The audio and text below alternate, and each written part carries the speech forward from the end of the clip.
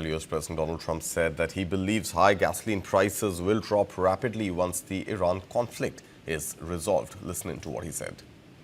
And it's going very well.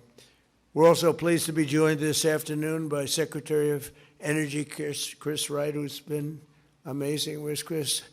Except everybody was wrong. They thought that energy would be at $300, right? $300 a barrel, and it's like at 100. And I think going down, and I see it going down very substantially when this is over, Chris. And I think very rapidly too, at levels that you've never seen, because there's a lot of energy out there. Ships all over the world that are loaded up with it. They can't do much with it because they got kidnapped by a pretty evil place, but we're taking care of it.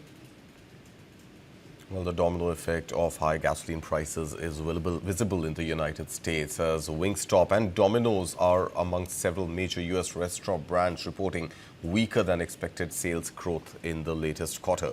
Companies say soaring gasoline prices driven by the ongoing U.S.-Israeli conflict with Iran are forcing consumers to cut back on discretionary spending, including eating out. Several U.S. restaurant chains, including Domino's and Wingstop, have reported declining sales growth in the latest quarter. The slowdown suggests that high gas prices, driven by the war in Iran, are weighing on consumers, forcing them to cut back on spending. U.S. gas prices have risen to an average of $4.43 a gallon, according to GasBuddy.com. That's a nearly 40% increase since this time last year, and there's no end in sight to the pain at the pump. Wingstop, a chicken wing chain that pitches itself on affordability, reported an outright quarterly sales decline of 8.7%, due in part to higher gas prices.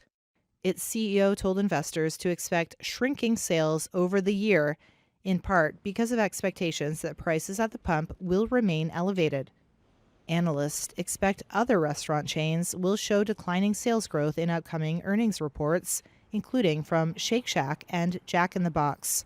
Even chains that did well in the latest quarter, like Chipotle, are staying cautious. It maintained an outlook of flat growth over the year, which it attributed in part to uncertainty over the war and gas prices. According to LSEG data, nearly twice as many analysts are cutting than raising profit forecasts for restaurant chains in the next quarter.